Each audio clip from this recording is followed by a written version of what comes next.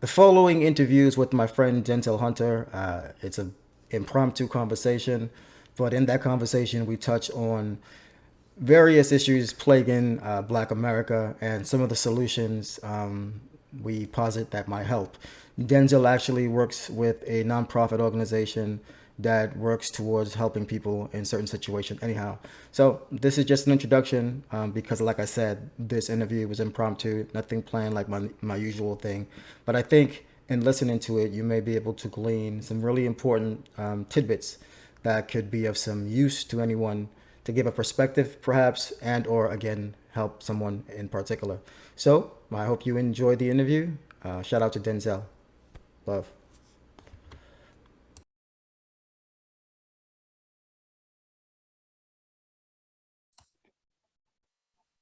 Okay. All right, boom. Oh, you can hear that too? Oh yeah. So, all right, You bang. guys gotta let me know too. All right, that's what's up. Okay, okay. I can't even surprise you, nigga. That's what's up, yo. Hey, yo. By the way, yo, on the road, like I love to see how you and your shorty moving, man, or how you move. Yo, it gotta happen. It gotta happen. I'm very like some people like I at times I don't like subscribe myself to conservatism.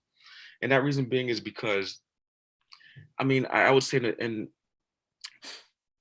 our day and age, conservatism is being aligned with a political ideology.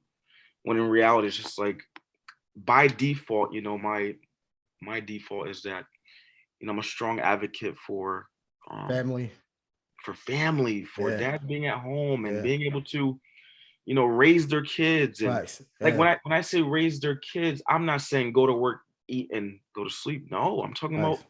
reading to your kids at night. I'm talking Facts. about bathing them and feeding them and Yeah. teaching them like it the whole nine yards. But I Facts. Yeah. but I think what's happening in today's society is that and the decline has been there for since the beginning of man, right? Sure. Adam, Sure. um, whereas though men are just I don't know what we're lacking in that area. I mean, several variables. We could blame the welfare state. We could blame war. We can blame the introduction to birth control pill. We can blame the sex revolution. We can blame the child support court. We could blame many things, Sure. but it's to the extent where men are not stepping up to the plate, being men to contribute towards their families. Yeah. Whether you have a blended family and the father's outside the home, or you're stepping in to fill in some priorities. It's like men are not really Stepping as up. at all. Yeah. You mentioned different factors, bro. And I would say, and forgive me if I'm wrong to anybody who's offended. I mean, no offense, but I would say especially so in our time, bro. And Yeah, obviously, again, there's been factors leading up to it since I would say since the birth of like the 60s with specifically with the certain movements that advocated for the father to be out the home so that the woman may have, yeah, greater money and all that. But still, ultimately, it comes down to personal responsibility. We can name all these outside factors that do, in fact, um, is reasons for why things are the way it is. Nonetheless, it's still the personal responsibility on that specific person to actually do what these outside factors, uh, you know, yeah. dangle in front of them. So I would put it on the personal. And I agree. The whole personal responsibility is huge. And from my experience, I've been an advocate for mental health over the last decade plus. I mean, not Nice. really professionally, but um, just my own personal beliefs of gearing towards helping those at disadvantages who need assistance really with their mental health. And what I'm seeing is that even amongst where I work now, as I work for a nonprofit where I am a clinical manager, but also a master's level clinician, where the black men coming in, Mm, it's so unfortunate what they're going through. I get it, um, the whole single mother homes where the father's been absent because he's in jail the whole time, where he died from gun violence when the individual was 2 years old, or mom is completely at home and she's wasting her life away on alcohol or collecting this type of government assistance. So mm. it's something is happening here. The amygdala, your ability to reason, some Facts. that growth is being stunted, Facts. and I don't know why. I mean, I've tried to do my research to the extent where I've lost sleep over it. Then I see scholarly research that blames whiteness or internalized white supremacy or systemic racism, something that's pretending outside of self. Facts. Right. Right. There's almost like let's say if we have just a handful of people who are really trying to advocate for getting to the truth of personal responsibility. There's only like a few of them, Yeah. and no one's really talking about what are the damaging effects of your average black child in the inner city who's enduring such traumas. Well, let's talk about it, fam. So, first of all, let me say I appreciate your passion and on this Yeah, topic, bro. I know you for a long time, and I didn't introduce you to before. I'm going to edit this later on, but ladies and yeah, gentlemen, this is my boy Denzel. You know what I'm saying? Denzel, introduce yourself real quick, and I got a specific question as soon as you're done. yep. So I'm Denzel Hunter. I'm a huge advocate for community leadership. Um, I love thinking about these things, and from time to time, like I love writing about them. I love Oh, I going didn't know you was writing, bro. just a little bit. I Okay, have my okay. moments where I'll start Hmm. a great project, maybe get about a page in, the ideas are there, but getting down on paper sometimes is very difficult. Or okay. I'll open up my phone and start writing some great thoughts and great ideas. I get more impressed with you the more I learn, son. You know what I'm saying? In the beginning, you're just the average dude, nigga. You just listen to rap Yeah, all day. You yeah. know what I It happens. You mean? know who someone is when they begin to speak. You Facts, know, B, facts. but But no, I you were talking about some of the issues with regard to inner city black youth. And you yeah, said, when you see certain things at your nonprofit, and by the way, off camera, I'd like to talk to you more about that. I want to start one yeah. myself, and I don't know how to do it. But, And this just to quickly for the record, I don't run the nonprofit. I'm just a right. clinical manager and a master level clinician. So I oversee the clinicians there for any assistance and clients who have severe mental health disorders, and the intake process and referring clients out to step down services or detoxes or Mm. shelters, like the whole 9 yards. Literally, the working on the holistic person. So I've been in the trenches, man, since day one. I got to link you up with my friend Nadia, bro. She runs her own nonprofit and she does the Okay, same thing, but she specializes in battered women. I And need so to. she sees it from that angle. Yeah, So I think you guys can help each other a lot. great, But great. no, I want to touch on something you just mentioned, man. You talked about some of the effects that you see with these inner city kids, and specifically, what are some of those effects? I mean, like one of the things I mentioned I was starting a podcast. I mentioned was the um, underachievement academic disorder, Mm, which is a huge problem running rampant in the inner city, to the extent that that may be defined as kids who have habitual instances of truancy, of being expelled from school or being suspended or being placed in 504 based classrooms where as though they need a one-on-one peer support, where they're in special education, autism because of their defiant behaviors, or lack of attention span, whatever the case may be. And we're seeing that. Some people like to say, well, um, the systems really has us at a disadvantage because of what's going on. But when I tell you that I'm in the trenches daily, I'm in the hood. I'm in the facts. hood every single day, and I'm working with this population where they're suffering. Where you got little yummies, Robert Sandiford from Chicago, 9, 10 years old, who's going around shooting older people and little Wow, girls and running from the wow. police, who's arrested 25 plus times. I'm in the hood every single day dealing with people who have psychology just like that. Wow. And the huge consequence of that is the trauma.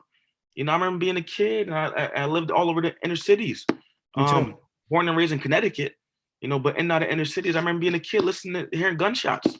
Like that does something to you. Of course, of course. When you Yeah. hear those gunshots, it's like, okay, duck, get low. Because the bullets may be flying through the windows. You never know. Let me But ask you, son. I'm curious, not to cut you off, yo, but okay, I'm intrigued by you. What yep, would you attribute you going a different direction? Because you're right. If you grew up in that environment, typically you become like the people in that environment. yeah. What do you attribute to you being different? I mean, I would say having the ability to really strive to not want to go down that path. Mm, Like I have a reputation, which is my name, which is my character to protect. In that specific regard, since we're talking that, and I could never, and I have friends who are from the streets, who are from the hood. I of have course, those. of course, of course. They're always there, who will carry you out in a body bag, allegedly, right? But Word. the point being is that I've always been the oddball to really separate myself from that and utilize, because I've been through some things as a kid, and utilize my instances as a pathway for self-education. Mm, And that's what my motivation was, to no longer want to be stagnant and dwell in ignorance, and just find myself in that of that being somewhere where I live. I don't want to live in survival mode. I want to live in a position where so I can just live, of course, and enjoy what you do, right? but that's just me. And some people can't break those chains or generational curses. So you got to from the extent where, as though, okay, the great grandfather from the 1940s and 1930s to 50s, he was running the streets. Okay, the grandfather too into the 60s and 70s. Now you have the father into the 80s and 90s. And now here you are, 22 years old, and you want to go blow somebody's head off because you can't think Yeah, properly. yeah, It's yeah, a generational curse. yeah. It's facts. It's habits, like you said, generational habits is what I call them. Yeah. And yeah. So let me ask you then, what would you say could be some of the things that we can do to kind of alleviate these real life issues? I mean, I've done outreach Okay. consisting of, okay, so now you promote your program to convince clients to come into your program because they can benefit from mental health services, substance abuse services, for vocational, for just being able to become more knowledgeable about resources out there for them. Whether it's the fact that, okay, you need food stamps, okay, you need some type of housing, okay, you need to know where food pantries are, and whatever the case may be, people aren't budging. What do You you mean can they're not? What do you mean they're not budging? they're don't get me wrong, collectively, people aren't budging on an individual basis. Because even I believe that, because Dr. Jordan Peterson made a good point, where though he believes that people can't be helped collectively; they can only be helped Individually? individually. Yeah, I believe Like that a too. one-on-one counseling session, when we're talking about Facts. that severe trauma that damaged you from 5 to 15. Yeah, you need that time, that one-on-one time for sure. Yeah, and here you are 25 years later. Now we gotta go back 10 years to try to relive that trauma that damaged you. Right. And we're gonna work on that one-on-one. I feel like the one-on-one thing is huge. Absolutely. And I feel like that's the only thing that can really help someone. That's a good point by Jordan Peterson too. But my thing about it is that I'm running into these potholes, whereas though I could sit here and, okay, well, let's give the black community, let's say a city out of Illinois, or a city out of um, North Carolina, who knows, any city that's being damaged. Let's give them $5 billion. Just Mm. throw it at them. It's See not what they gonna do help. with it. It's not gonna help. Nothing at all. Yeah, Nothing. it's gonna make it worse. In fact, I believe. Yeah, Yeah. you're gonna start gearing off to certain avenues that's not healthy for you. But the point being is that I think what will help is more recognition upon the mere fact that we have communities struggling with their mental health. We have communities struggling with their substance abuse. We have communities who are in poverty, who where it will take them 2 to 3 times much longer to really come to it and a intake appointment, or make a physical exam appointment, whereas though we can check on your physical health. Like, people, we're not moving. Facts. No Yeah. matter Yeah. what you provide, no matter what you build in that city, people are not moving. That's where we got to get to the root causes of it. And that's what What? I want. That's what I want to do. Before we get to the root cause, which I do think is the most important thing here, the crux of the issue here. I got to say, I appreciate you because, unlike a lot of conservative Black people I know, Yeah, you're not one of those people who just talk about the issue. You're actually big on trying to find a solution. And I got to yeah, give you your flowers for that, son. You know what I mean? yeah, Because again, yeah, that's not, because again, oftentimes you hear people talking about the problems so much so that they start to make the people of that community look like yeah, they're worse off than anybody else. I don't yeah. think there's any specific ethnicity that's worse than another ethnicity, right? Agree. And I love that. Again, the issue with you is like you see the issues, you're bold and brave enough to talk about it, because that's important too. You can't be a coward and just not say anything. That helps no one. True But indeed. more than that, bro, you're actually trying to do something. So, I mean, props to you for that, bro. Yes, yes. Thank you for that. For And sure. I ran into Hispanic men, or white men, or those of different creed. I ran into that. I've seen that there that every skin complexion can suffer from a despair. I've seen it. Yeah, me People be too. like, no, no, it can happen. You're not in the trenches every single day. You don't see that shit. Facts, facts, facts, You're not facts, there. You're not there. facts, facts. You don't Yeah, see those that's where trials and if you're tribulations. not there, son, you don't know. You You know, don't see those trials and tribulations where I go out in the projects and right. try and advertise the fact that we can help you. And then the Mm. person is sitting there laying on the ground, don't want to get up because they rather remain in survival mode rather than trying to live. You don't see that because you sitting in the suburbs somewhere within the state, whereas though, you Making don't. judgments too. Yeah. Yeah, facts. Yeah, yeah. They But don't see yo, it. but what do you? I mean, so granted, these people are there in the problem that they're in, right? And the issue is they're not. Your hand is out, wanting to help them, and they're not taking your hand. Yeah. Why do they not trust these programs? What's the deal? My theory is that, and I'm still working on it, is that if I am a 40-year-old individual who struggles with severe clinical depression, I'm homeless. I experienced my first trauma at the age of 10. I had this person come up to me saying that, hey, come into my organization. I want to help you get back up on your feet. Okay, great. Thank you so much. But I'm good where I am. That reason being is because I mentioned to you, age of 10, experienced my first trauma. At the age of 40, that's 30 years of Facts. trauma. Yeah. That's a long road to recovery. Yeah. Yeah. You can Yeah. have 10,000 people come to you trying to help you, and maybe 1,000 will have any efforts, but maybe half of that, or 1% of that can do some justice over a 1 to 2 year period. Then you back on the street Yeah. because you're Probably not. worse off in the beginning. Yeah, and my point being is that me coming into a specific individual like that, Jane Smith, John Doe, person like that, it's like they're gonna look at me like, no, I'm good. I'm Yeah. fine. Yeah. I'm Yeah. okay. Thank And you. that's unfortunate, bro, because I can tell, and you're not the only one. I do know many people who are wanting to help, but I do understand and I do see myself. Yeah. There's a hard heartness with these Yeah. people. And it's not so much because they're just hard-hearted for the sake of being hard-hearted. It's life experiences taught them that Yes. these people aren't going to stay the long haul. Like you said, my issues are 30 years old. Mm-hmm. This is not going to be fixed overnight or 2 years, 3 years. This is going to take time and true love and endless efforts. And I Yes. think that there's a fear with these people there's a vulnerability. Like, I don't Yes. want to let myself be entrusted to you because you're just going to let me down ultimately. So I'd just rather not do it. I think that's Yeah. certainly one of the reasons why people don't, refuse a handout.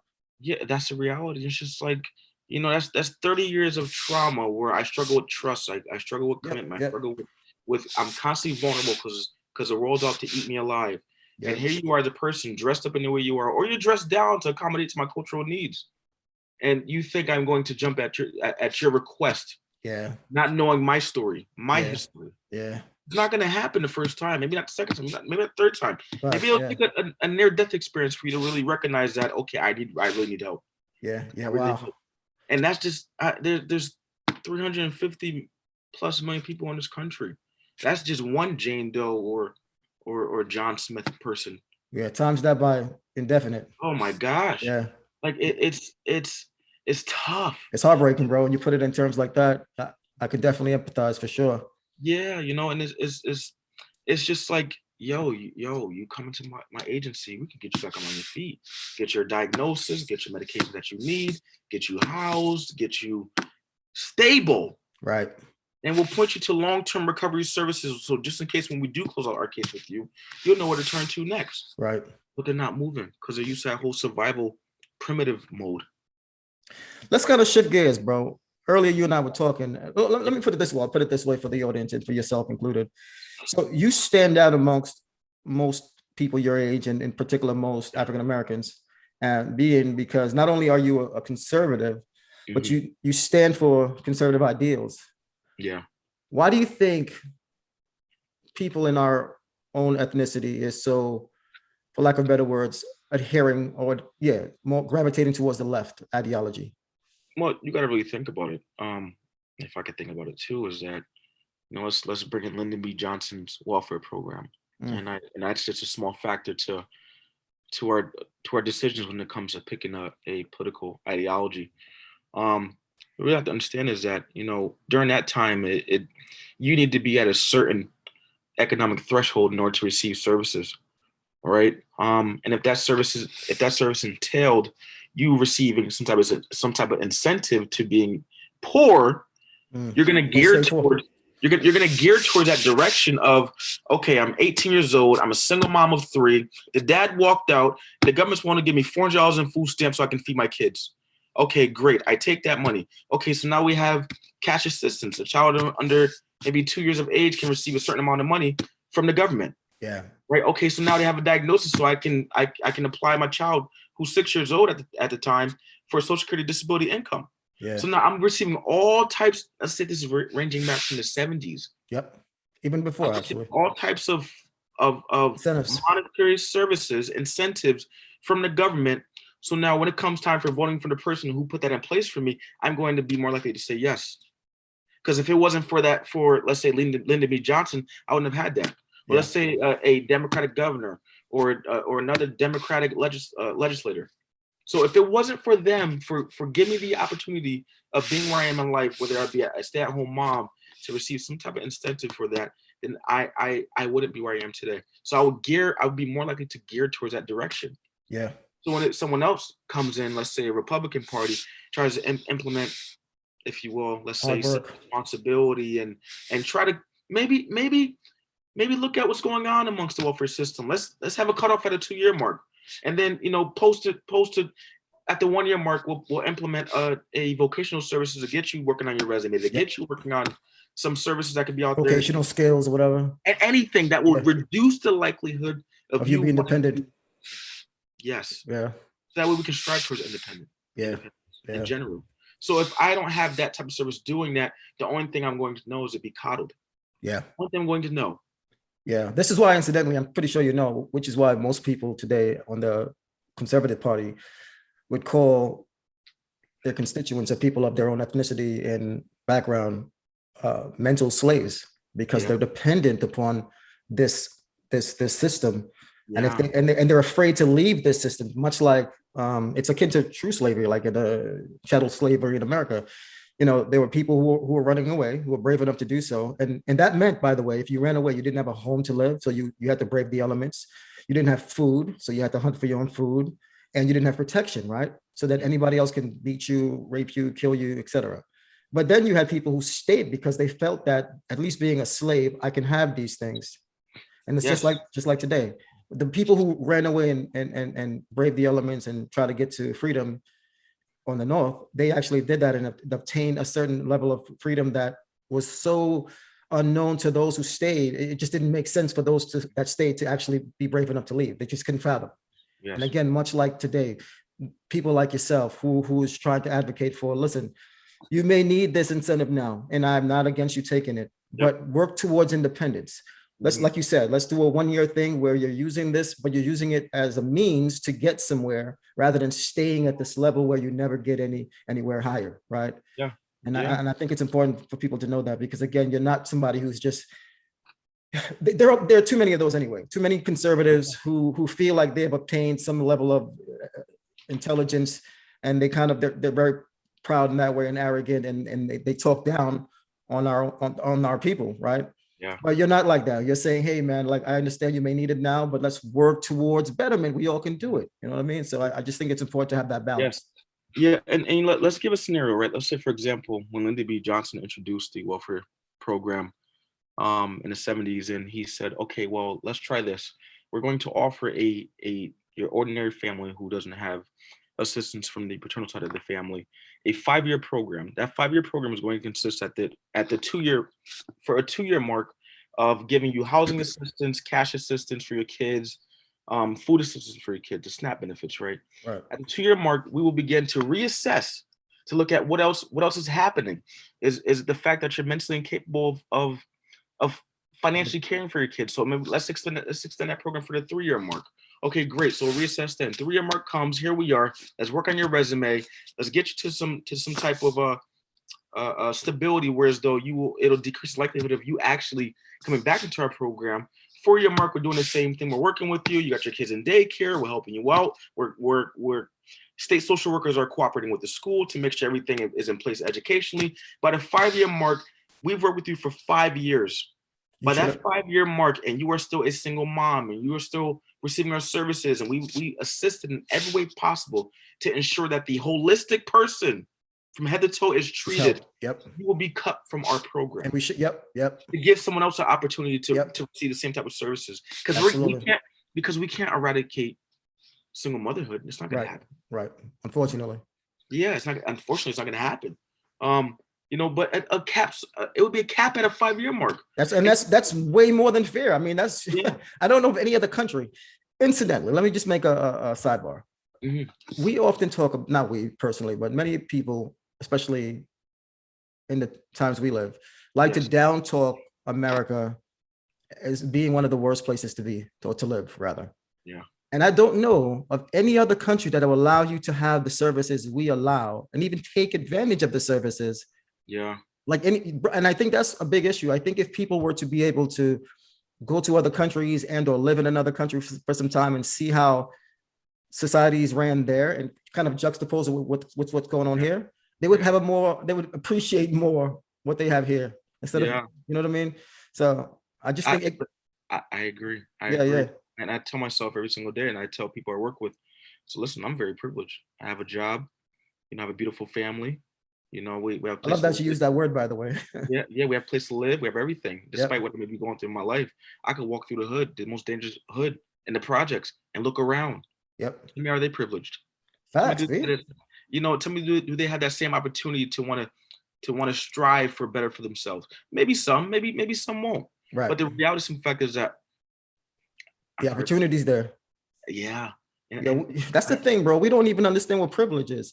Many times, with this whole privilege argument, Mhm. specifically white privilege, a lot of times it's not so much that when people say that they don't realize their privilege, it's that they're coveting other people's supposed privilege. Like they don't have it as much as the other person has. Therefore, they put this title, "You're privileged and better off," and then they blame systematic oppression or whatever the case may Yeah, be, not realizing their own privilege, bro. I yeah, don't yeah. listen. I grew up in New York City in the hood, B.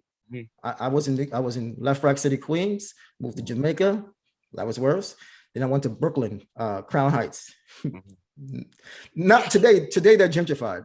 Back in Yeah, the day, they was not places you want to be. You know what I'm saying? Like yeah, I'm not even going to get into that, but it's not places you want to be. All right, so boom. Everybody there that grew up in those places, dog. Like even though we were poor, it was the kind of poverty that you didn't know. One, because everybody was poor, so you couldn't really compare yourself because you know what I mean. yeah. And the only time you realized you were poor is when you looked at TV and you saw people had, let's say, for example, some kids were able to get cars at 16 because their Mhm. parents could afford that, or send them to college. Then you started realizing like you didn't have that same opportunity, so therefore you were poor. But in real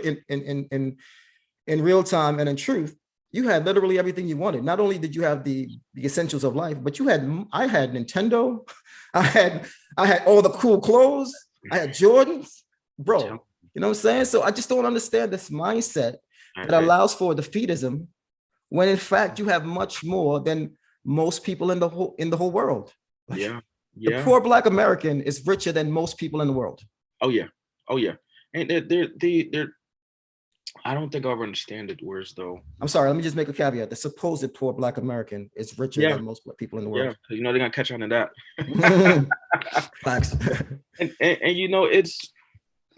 it's coming to me that it's having a stance that the way they do in regards to how they view the country they were born and the system that they live in. It's beginning to come to me, and then maybe it'll become a theory one day that this is definitely a consequence of childhood experiences that mommy snatched you from daddy or daddy snatched you from mommy, or I've been abandoned in my life by certain experiences I should have gotten at my childhood stages, to the extent that it's contributed towards my philosophical view on life. Mm. So instead of me really focusing on the fact that my parents are the consequences of my adulthood, I begin to blame something that doesn't look just like them, which is a Yep. system that I'm in. Yep. Yep. System I am. Yep. I am in, and despite me going off to an Ivy League school and being at the top of my class, Right. Right. I'm oppressed and Yo, hold on, hold that thought. Let's talk specifics because yep, I don't want to be so vague that people misconstrue what we're trying to yep, say. yep. So, with regard to the whole topic of systematic oppression today, in today 2021, do you see America as a systematic oppressive state, specifically against people of color? Oh, I I will say no, but what I will also add is that there were pre-existing policies in place Facts. that created these realities for us. Talking about redlining and so forth. Redlining, and I have my views on redlining too, but redlining or the welfare state where Specific, yeah, for certain sure. demographics were disproportionately affected, and the wars and It's just so many historically, like every 10 years, it was an instance. Black Wall Street, one of the worst things that ever happened in this country. Yo, every 10 years, there was like 5 to 10 years, there was an instance that someone can make the argument that, okay, that's what put black people back. Black Wall Street, Yep. welfare state, Yep. Introduction to birth control pill, crack in the 80s, crack pandemic, yep. COVID, yo. Facts. I'm just like, and they would, I don't know what you're gonna say, but I think they would make a valid argument to use that as like yeah. An insane valid argument. And it only makes me think about some factors that how much am I to complain when one or two things. Number one being that my grandfather grew up on a cotton field in Forsyth, Georgia. Wow. In the 1930s. Not even 100 years prior to that, post-Emancipation Proclamation of 1863. Here we have Madam C.J. Walker becoming the first Black female millionaire. Yeah. It's like, yeah.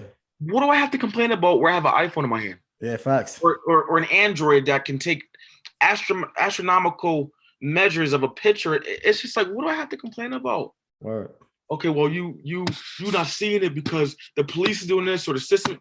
Like, shut up. Go create a nonprofit. Open up a business in the hood. But son, I'm gonna push back because ultimately I agree with you, but I could just hear, I could anticipate the hearers, and they would say, you just said out your mouth that these historical factors do play a part in the discrepancies and disparities that exist today. So just because you were, I suppose, stronger in one sense to avail yourself out of that situation, most aren't. So why be so tough on these guys? Agreed. Right. So I can sit here and say that, okay, there were certain historical instances that have pushed us back, which is a straight causation as to why we aren't succeeding in the country now. Great. So be it. But since post Jim Crow, the strides that we've made and the tremendous amount of services that have been implemented to Black population, whereas we can take advantage of that. Facts. There are so many opportunities. Yeah, fact, bro. I was being facetious. Let me just keep it real. I'm sorry. No. I was anticipating what they would say, but I don't believe none of that BS. We got to play devil's advocate with this. We have to. Facts. Because look, if we were in like, say, even the 80s, I could go back to mid 90s, maybe 80s, and then downward. I would give them that argument. Yes. But bro, we're in a time now where like the cultural shift is in favor for Black people in a way that it's never been. Yeah. And there's so many opportunities, there's so many Black millionaires, so many people who came out of the hood, whether it be from rapping or sports or whatever the case may be, and build like generational wealth. I can't make that argument with a straight face. Yeah. You know what I mean? I just don't get it. I don't understand how we can have these heroes of ours, whether it be LeBron, Jay-Z, Thomas Sowell. How you put Thomas Sowell with the no, listen to my. That's blasphemy, son. Like, who does that? Listen to my point. So I'm trying to gear the direction, right? I bet. Heroes, people who came from the trenches. Word. And made it out. We admire them, and some of us admire them because admiration is that you can mimic a behavior, whether it be positive or negative, right? And some people can mimic LeBron and go to the NBA. Right. Some can mimic Marshawn Lynch and go to the NFL. NFL, yep. Some can mimic Thomas Sowell and go off to Columbia University at an Ivy League school and graduate the top 1% of their class. They can do that. Facts, absolutely. So the point being, if you are capable of doing that, despite what you're going through in life, because you have this self-realization of, I've been wasting my life. I need to really get my things together and put my foot forward and really disconnect from toxic behaviors and shoot forward and strive for my life. Well said. It's absolutely on an individual basis. Absolutely. This is not to say, this is important, and I want to kind of reiterate that point you made, because oftentimes when you talk like that, I can again anticipate the naysayers. They would say, "But it's so hard. We have all these things that's prohibiting us." So we're not saying like this is an easy walk. Yeah, we're not saying that like our head is so far in the cloud that life is going to be easy, and just because you have opportunity, whereas your forefathers didn't, it's going to be easy for you. Yeah. No, life is not easy for anyone. Reality check, whether you're Black or white or rich or poor, it may be easier for the people who have money, but it's not easy for anyone. Yeah. Life throws curveballs. And so again, we're not saying that this is easy and you can just do it like that. However, if you put forth the hard work and if you show some grit and determination and you're laser focused with regard to any goal, you can literally accomplish that, B. There's no excuse. That's it. You know what I'm saying? in psychology, we call it positive self-talk. We call it journaling. Mm, We call it doing thing, writing down what you want to be, writing down your past traumas, writing down what's presently happening. My theory is that if you write about the past, you stabilize the present. If you write about the present, you predict the future. wow. Right? Wow. If I open up my journal to page one and I say, okay, so if I'm 25 years old, my goal is by the time I'm 35 to be one of the top engineers at MIT.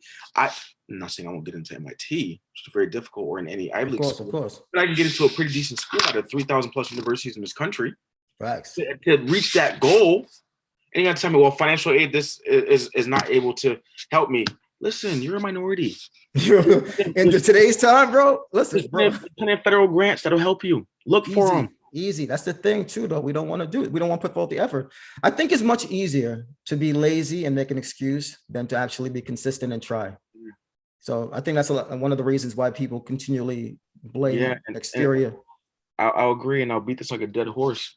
Is that that's stemming from somewhere? Everything has a causation. Facts. No, man didn't just come anywhere. You know, it had a causation for it. Yeah. Your traumas and come from just anywhere. It has a causation from it.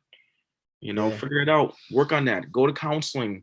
Get the services that you do need. Stop reproducing generational curses where your kids are growing up just like you because they resent you. Yep. Figure your life out. Would you say one of the ways in which they can come to that end conclusion is by first like acknowledging the fact that there's issues, there's traumas they need to actually deal with, as opposed to just denying this reality? Yeah, deal with it. But we've normalized it in the hood, man. Whereas though we could drink on the corner with the buddies and smoke on the corner with the buddies and being okay with living self-medication. Facts. Yeah. Living next door to a package store, or being okay with the fact that the person next door, across the street, is smoking crack cocaine out of a crack stem. That's normal. That's okay. It happens in the hood. That's not normal. It's not normal, B. No. Where you're a block and a half away from a school and kids are getting out at 3:00 and they can see you smoking crack. Like it's not going to affect them. That's not normal. Yeah. And people rather pull out their phone to record them rather than smack their crack pipe out of the fucking bro, son. Yo, love you for that. Listen, did you hear the news report? I think it was like a month ago now, where this is 2021 in Philly, I believe. It happened twice, but the one I'm talking about is Philly. So there was a lady being raped on a train car, son. Really? Like 20 people in the car. They didn't even know each other. So they weren't friends. They weren't a gang trying to do some kind of initiation. They didn't know each other. All of them didn't know each other. They're literally watching a homeless person rape someone. You know what they did? They watched and recorded. My son. Bro, when I heard that, what kind of a coward culture does that, son? Yeah. You understand what I mean? Like, how could you just sit there and watch somebody be violated in that way and not even have the common sense or like the natural anger to rise up in you you know what I'm saying? Yeah. And this is my thing. It's no surprise because we're used to doing this all day. It's like, bro, I can't see anything. I can't see nothing. Niggas is desensitized, bro. They just listen. Look, somebody that's really dear to me sent me a video. I couldn't even watch it because I thought it was at first like a movie or something, but it was literally a video of somebody being killed in real life in one of these African countries, right? And when I realized what it was, I turned it off. And I thought to myself, when I realized what it was, I'm like, yo, how could you be so desensitized as to send this as like a form of like entertainment? Like you thought this was so cool that you think you could share it with your friends. Yeah. Bro, this is madness what's going on in the world today, B. Yeah. And you really think about it, is that you got a whole bunch of little yummies running around. You right, little yummy. Robert Sandiford, a kid who was killing people in Chicago, 10 years old. They got killed by the two brothers, 16 and 17 years old, who murdered him in cold blood. Wow. Like him right there. And Tupac always talked about him. This kid Yummy, like I posted him on Facebook before. This kid Yummy, like he's one. That's one person. That's one kid. Yeah. You go to St. Louis, you go to Detroit, you go to Baltimore. Chicago, there it is. Hundreds of Yummies, B. You see them little niggas out there, 8, 9 years old, smoking weed. They're ready to body you, walking with a pump shotgun on the hip. That's the thing. Yo, like people don't think about this. I'm in the hood every single day. These little boys out here, man. I'm telling the mindset of these dudes, by the way, bro, they don't expect to live past 18, 19. Huh? No. That's a crazy life, yo. Yeah. And it's easy, and I think it's important for us to say this too. It's easy for people in our position who are not living that kind of life to look down upon them and see them as a scum of the earth. And I suppose in one sense they are, just to keep it real. Yeah. But yo, at the same time, they're people just like us. And if there's something that we can do to kind of like eradicate this this sort of cancerous behavior that's going on in the hood, I think we should. You know what I mean? It's not good. It's not good for them. It's At not all. good for people in general. It's just an unfortunate evil that's present, and unfortunately, Mm-hmm. and And, it's and just crazy to me, man. and as long as addiction will keep going up and mental health will keep going up and the single motherhood amongst the Black community keeps It's going to going up, happen. It's going to happen. it's a sad reality. Like I run into people, whether it be my clients or what have you, my experience. I've done silver service with the state. I've been in these homes working with kids. I've seen it every single day. You go amongst a white family. I've met white families who don't have the fathers in the home, but more than likely they do, because their percentage is much lower than blacks. Yeah, But yeah. it's like, like you don't see too many fathers in the home where there's a ring on the father and they're married. I get it. Everyone has their circumstances. I do get it. But if you're not going to get married, at least be in the home with your kids. Facts. At least raise your kids. Yeah, raise your kids. Seeing your kids once a month or twice a month is not raising your kids. Not at all. Not raising your kids. Bro, I got 3 kids, a son and 2 daughters. And I could not imagine not seeing it. You know what I mean? I just can't. When I think about like deadbeat dads, I honestly have little respect for them, because as a father, I just don't understand the mindset to say like, yo, I could easily not see my kids, yo. And if they say, for example, well, the mom don't want me to see him, bro, I still don't understand that, bro. That's the children. Go to court. Go to court. Fight for these people. File petitions for joint custody. Let her have residential custodial but see them. Make sure they know you. Make sure they know that you love them. B.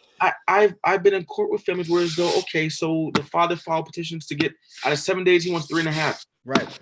Do something. Right. I'm scared. If you do know, if you don't get me wrong, we have a very sexist system. We do. Right.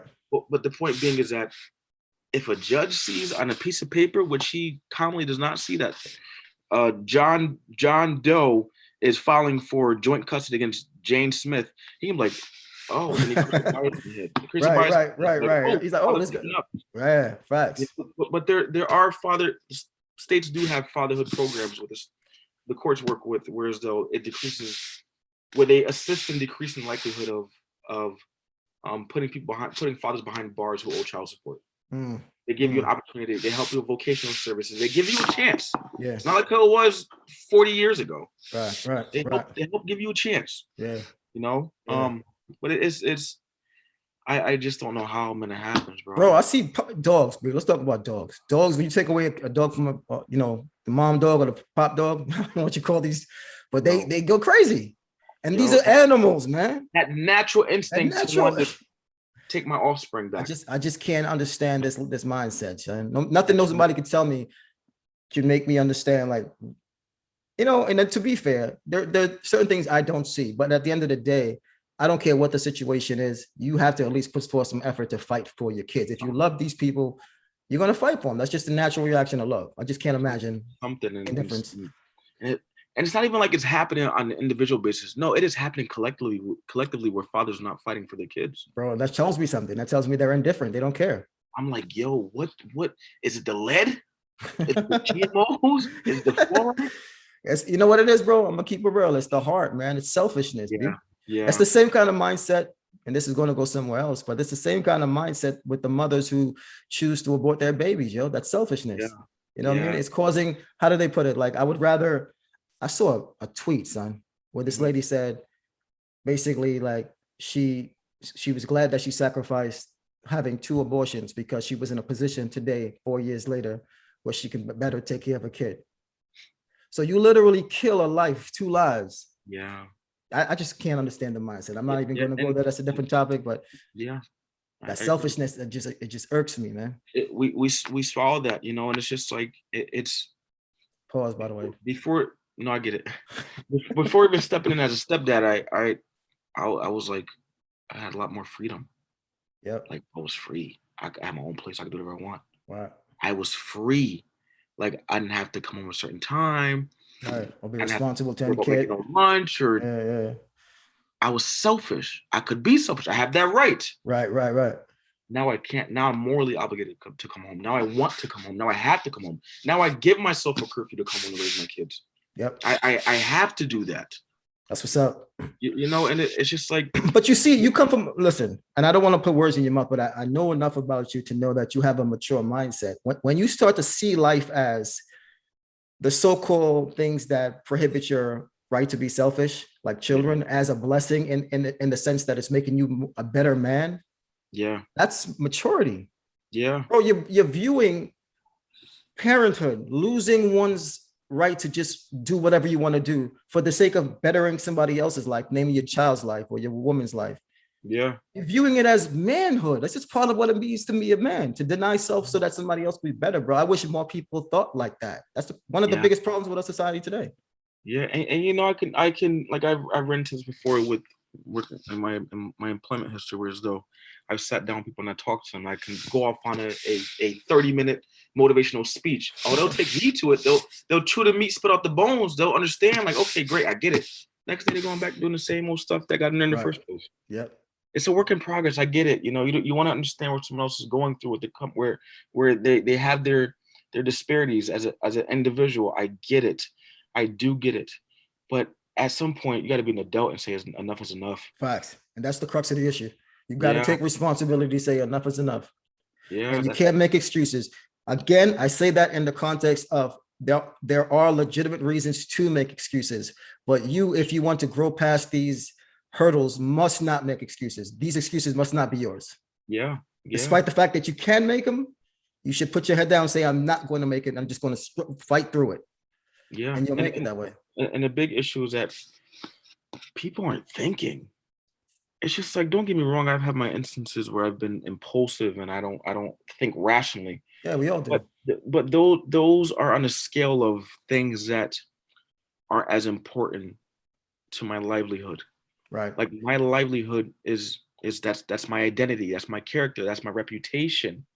And people are really walking around society as though they do not have an identity, and it's happening. I mean, you really think about it. I draw this picture, right? I draw this picture. If I'm in the middle, I have mom here, I have dad here. So it's in the middle. 50% of mom, 50% of dad. 100% makes me whole. When Mm, one leaves, I have 50% of me. So my identity becomes swallowed by society. mm. And that other That's 50%, actually very profound. I got to touch on that. and that's a huge piece, is that other 50% of you is missing somewhere in jail, or he's or it's dead. Yeah. So when it comes time for reestablishing an identity, peer pressure Yep. increases. Yep. Juvenile delinquency is just off the charts. People are looking for something to identify with. How many people will be able to walk up to a 15-year-old and say, okay, what do you want to be? Mm. Who's, let's say, preferably who's black, who's living in the inner city, who's attending Frederick Douglass High School where they can't read or write, more than likely not. Wow. That's statistically proven. That high school is running rampant with stupidity. Yeah, yeah. They're letting people Badness. pass just because. Yeah, absolutely. Yeah, Yeah. unfortunately. Well, point being is that if what makes me 100% whole is having two parents in the household, if one leaves, what do I become? Where do I go? Where do I venture off to find that identity? Society. I dare say on that same topic, that's one of the biggest reasons why people in that predicament identify so much with movements like BLM. Exactly. On a smaller level, they'll deal with gangs or they'll follow the people they see on TV, whether it be the rapper or the sports person. On a bigger Yeah. level, BLM, because people are looking for something to identify. And when you don't know who you are, you identify with the things Yes. that's closest that you think you identify most with, whether Yes. it be your ethnicity, your skin color, this or that. You just look for something. It's interesting because when I see someone, it's almost like if I see some people within the BLM movement, I'm almost like, damn, where's your daddy at? I know he ain't Facts. there. I know he not there. Nah. And we could make the same presumption. It's just an assumption, right? We could make the same presumption of, dang, Shorty got her boob all out on social media. She bugging out and whatnot. Where your daddy at, baby girl? I know he not there. I know Yeah. he not. You're not. You're not. You're not. He would have said, he would have said, Queen, cover yourself Cover up. yourself up. Word. Yeah. Yeah. Like you. Bro, that's facts. People looking for, not just something to identify with, but they're looking for attention. They're looking for validation. You see that? I think social media is one of the biggest reasons and proofs of Yeah. people looking to be validated, yo. Yeah, and that's the biggest thing there, right there. Whether it comes from venting on your status to the public, whether it comes to sexualizing yourself as a man or woman, because we sexualize ourselves too. We do. We do. Not We're me, not son. saying we got a six pack or eight pack. I'm not saying that at all. Right. But when you put yourself in the position to parade your physicality, that's attention seeking behavior. Oh, absolutely. Absolutely. And we've all done it before. We have. Yeah, you're Some are right. more radical than the others, and need to situate that. But we all fell short to that. Oh, absolutely. Absolutely, man. But bro, we said a lot, man. And I Yes. I, I just wanna, if I could, try to figure out some way we can, I don't know, maybe some kind of conclusion whereby people can actually obtain some kind of help in this whole topic, in this whole conversation. What would you say to people in this predicament? We spoke about a certain group of people tonight, and we said a lot of hard things, and we said some good things too. But what would you say if you could talk to anybody specific, like, yo, do X, Y, and Z, and you may in fact avail yourself some true help? What would you say? Say, if it's a 25-year-old individual, Jane Doe, John Smith, they're struggling to find themselves because they're using drugs and they just recently became homeless, and um, they're just struggling with their identity. I would ensure them to always look at your resources, even if it's not someone like that. Look at your resources. Look what's out there. You don't have to have a lot of money to get any resources. You have services that are accommodating to your financial means. Where might they find the resources? Contact 211. 2 and 1. 211. Okay, listen. I'm looking for mental health service. I'm looking for substance abuse services. Okay, so what I look to? There's a detox bed over here. There's an NAAA meeting there. There's Sex Anonymous there. There's gambling addiction services there. There's housing programs there. There's a domestic violence shelter over there. Educating yourself and know more about services. There's so many resources out there. When I tell you, and not to get too much off topic, it's just like, that's the name of the show, son. Off topic. Go ahead. You good? yeah. It's crazy because I keep running into people who are getting evicted. I'm like, how? We got these big old government packages that are paying people's rents for free. Right. The point I'm making is that people aren't educating themselves about resources in the community. None. So if you do not educate yourself to know about something that's beneficial to you, you will forever remain stagnant within your traumas and your instability, and amongst your disparities that keep you shackled down in chains. You'll forever be that way. If you can't know a quick call to make a phone call to find a resource, you will forever be the way that you are, that you don't want to be. And that's 211? 211. Yeah, 211. So 211 is a helpline. Okay. Right? Helpline for any mental health addiction services or housing services. And they listen, you can be having suicidal thoughts right now. You contact 211. The Sun Mobile crisis out right now to help. Wow. That's really good to hear. I didn't even know that existed, bro. So you schooling me right now. Yeah, man. It's so many services, and I advocate for that wholeheartedly when it comes to people who are at a financial disadvantage, because it's free. Yeah, word. Can't be free. Yo, it's free. Like, you could, if you get state assistance and you going through all types of traumas, you get counseling for free. Yeah. Wow. You get for free. You get dental for free. Wow. These are free things that your tax dollars and my tax dollars are going to. But still, it's helping people. Yeah, but if they would just utilize it. That's why I am liberal on sociological policy, right? To a certain extent, at a cap, that 5-year cap. Yeah. Go on that. Yeah. The resources. Utilize it temporarily. Okay, you need an extra year. Okay, the government will throw in an extra year for the six-year mark to help get those services. Yeah, but use it, for God's sakes. Use it, please. Yeah. And Dr. Jordan Peterson says, I love that guy, man. Me too. He says, the way to full maturity is to find what you lost as a child. Say that again. The way to full maturity is to find what you lost as a child. Find that pain. Find that pain, what you lost, so you can become a mature adult. I gotta chew on that, bro. That is very profound. What you going through, like, people don't think about it, like what you're going through your life and those irrational decisions that you're making that go downhill to toxic behaviors.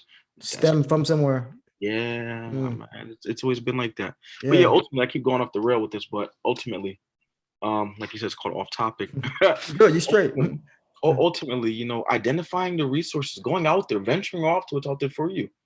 you can help yourself, you know. Word. And if you're not wanting to help yourself, you'll wake up the same person that you were yesterday. Bro, That's what it you're like a fortune cookie, bro. You just be coming up with these maxims. is. Like Yeah. my nigga, like a freaking ill Facebook status right now. Son. Yo, this guy is crazy. Word up, yeah. I like it though, man. But yo, So, son, if somebody want to reach you, man, where could they reach you at? listen, I'm on my Instagram is Denzel underscore Hunter underscore, or my Facebook Denzel Hunter. Why man, I created TikTok too.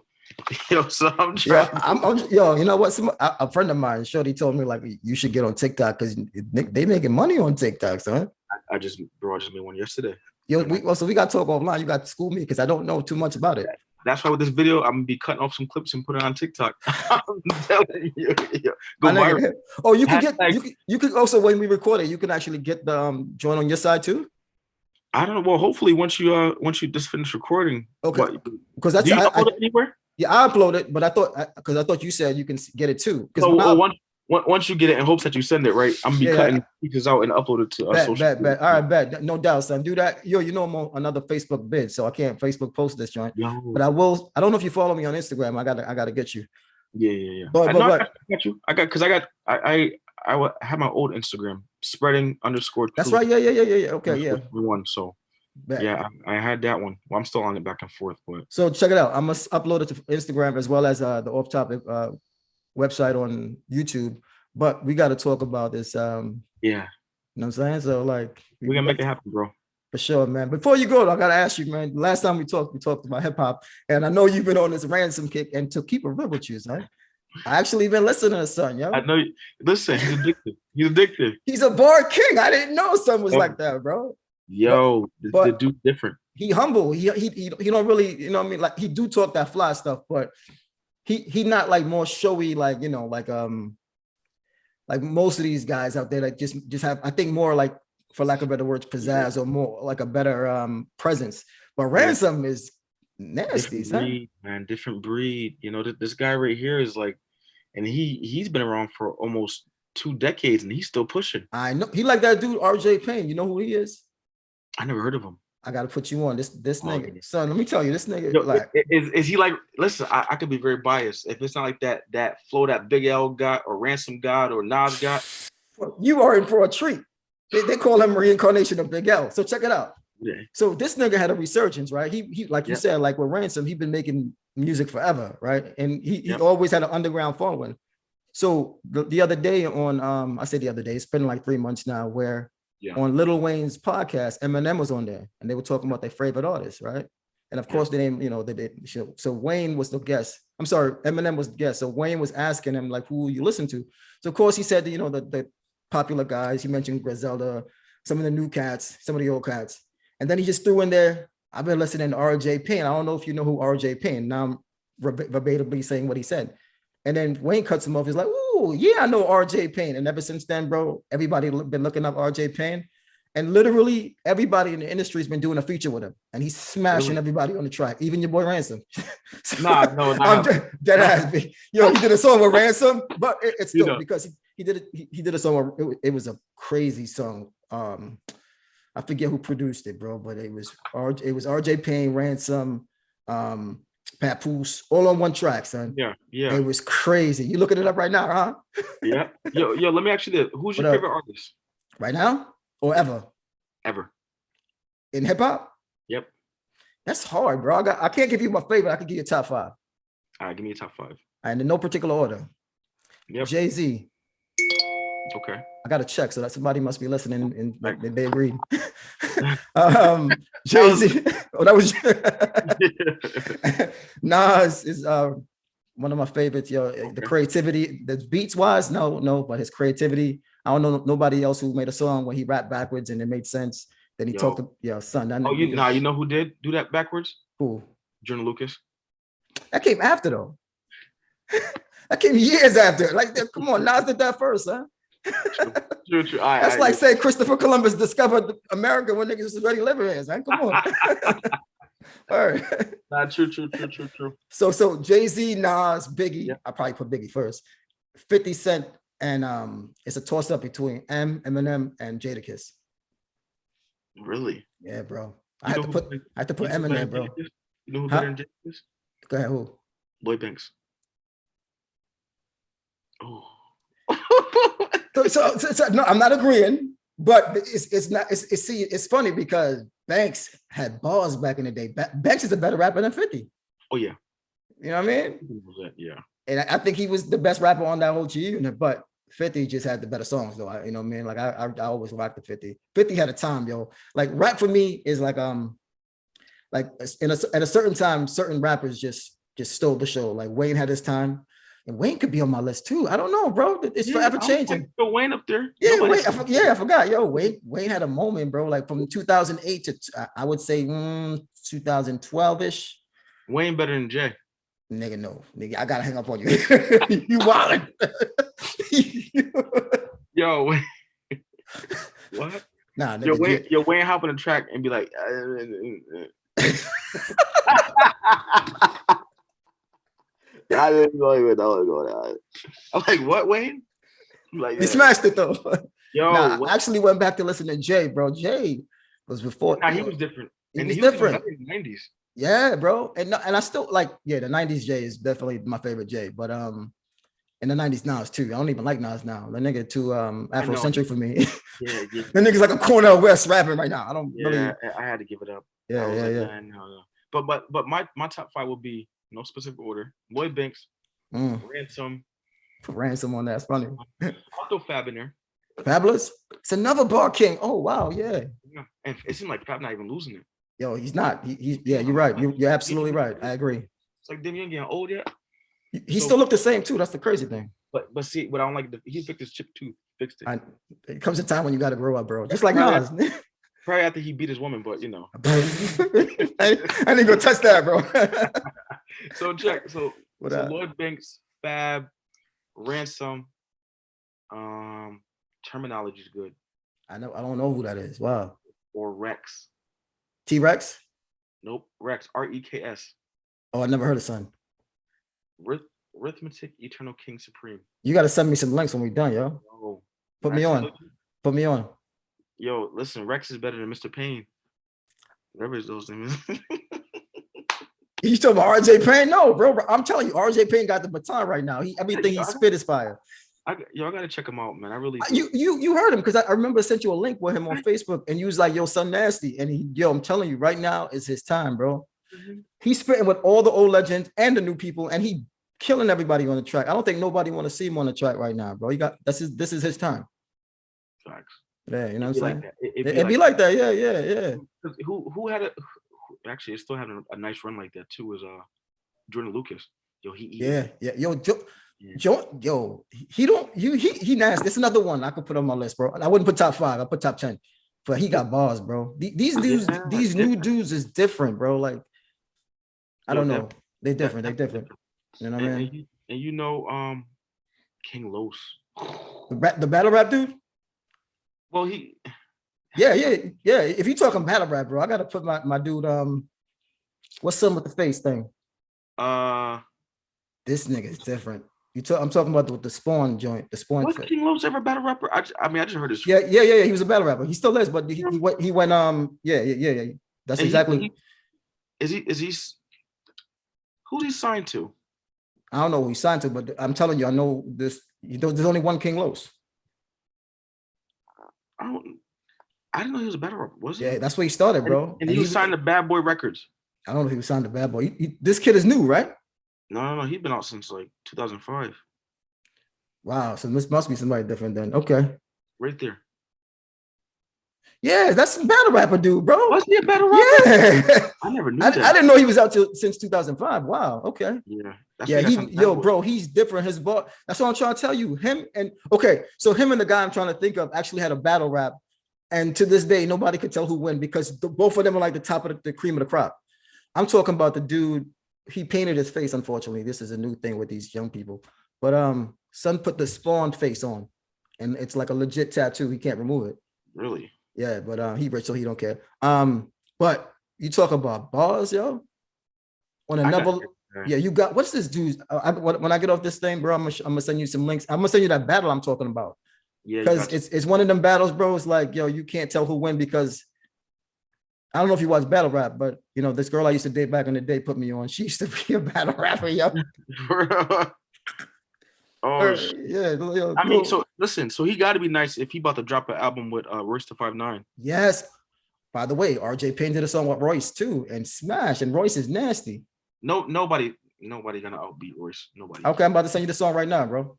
I bet you money. You about to cash out me some dough right now. What's his reparation? No, son, I'm gonna tell you, like, bro, I'm Royce the telling you, 5'9". Royce the 5'9", son, and Royce is nice. Yo, to me, see, that's why I can't do a top five either. There's just too many rappers because even Royce sometimes better than M, and I like M. Crooked Eye Yes, Crooked Eye will slaughter RJ Payne.